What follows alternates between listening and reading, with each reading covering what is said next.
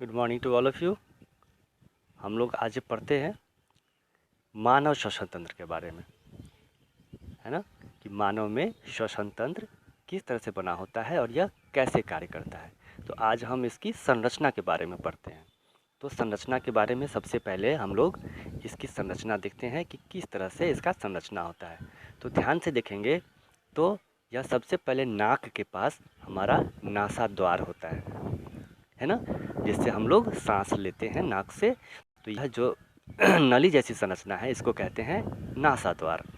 और मुख से जो हम लोग भोजन लेते हैं तो मुख से जो ये मुख गुहा है या मुख का द्वार है और यह नासाद्वार है, यह आके एक कॉमन नली में आ जाता है। ये दोनों नलियाँ एक नली आगे चल के बना लेती हैं, है ना। कभी कभी हम लोग ध्यान देते होंगे कि खाते समय अगर कोई बात करता है या जल्दबाजी में खाता है तो उसका भोजन श्वास नली में चला जाता है और वह खांसी करने लगता है ना।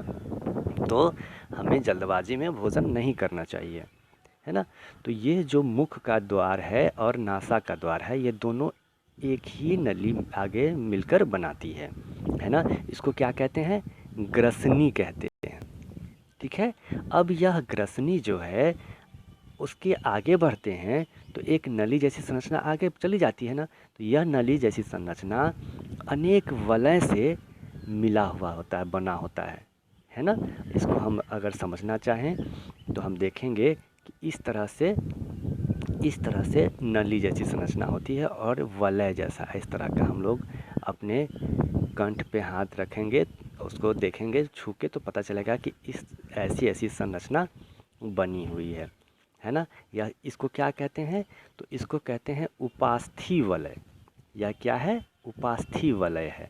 उपास्थि वलय क्या करता है? तो हमारी जो श्वास नली है यहाँ से यहाँ तक, इस श्वास नली को आपस में चिपकने से बचाता है ना।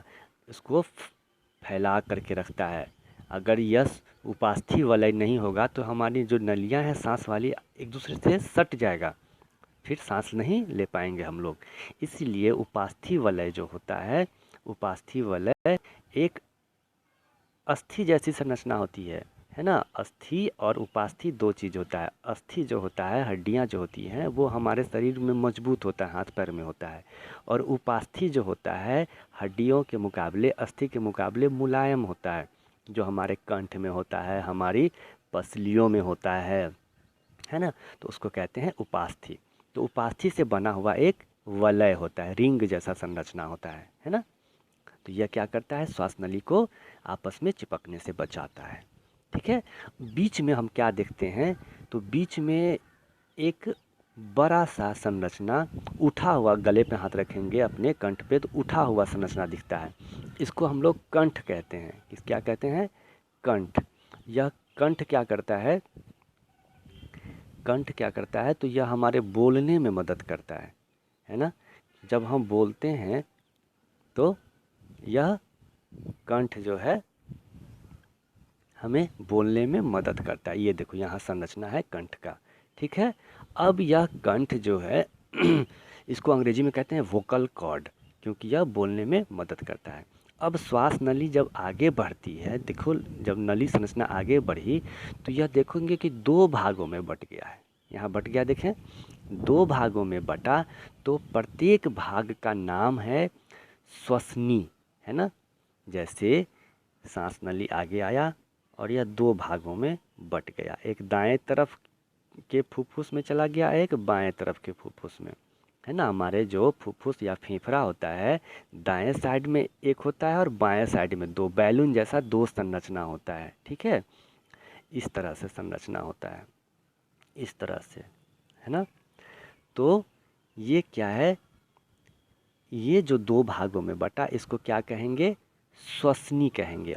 और इसको दोनों को मिला के प्लुरल में, बहुवचन में क्या हो जाएगा? श्वसनियाँ। तो यह श्वसनी दोनों अलग अलग फेफड़ों में विभाजित होके चला जाता है।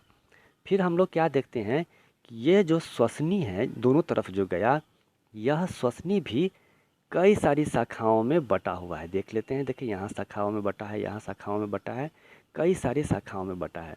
तो इसका क्या नाम है? इसका नाम है श्वसनिका। है ना।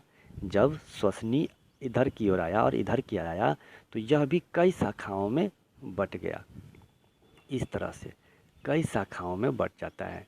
तो इसको क्या कह देते हैं, श्वसनिका। और श्वसनिका से देखेंगे कि बैलून जैसी संरचना जुड़ी हुई है ना, जिसको कुपिका कोष कहते हैं। ऐसे करके बैलून जैसा बना हुआ है सब पे, है ना। और यह क्या कहलाया, कुपिका कोष। तो हम लोग जो सांस लेते हैं ना, तो उसमें ऑक्सीजन जो आता है ना, वायु जब आता है तो यह कुपिका कोष में ही भरा जाता है।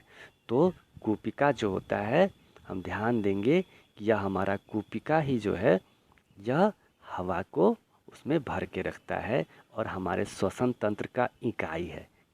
श्वसन तंत्र का इकाई कौन है, तो कुपिका है। ठीक है।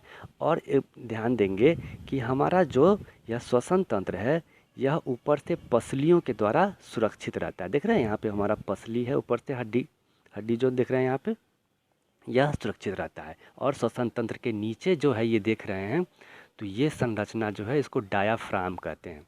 डायाफ्राम क्या करता है, तो यह जब सांस लेते हैं तो यह कभी ऊपर की ओर जाएगा, फिर ये नीचे की ओर दबता है, एक रबर की तरह होता है ना। और पूरा हमारा जो फेफड़ा है या फुफ्फुस है, एक गुहा में, एक कैविटी में रहता है, जिसको कहते हैं वक्ष गुहा या चेस्ट कैविटी। क्लियर है। तो हम यहाँ पे देखें कि कुपिका जो है कैसे बना होता है, तो यह श्वसनिका से जुड़ा होता है, एक बैलून जैसी संरचना होता है। आगे के वीडियो में हम लोग देखते हैं कि यह कैसे बना होता है। क्लियर है। ठीक है, देखते हैं आगे की वीडियो में।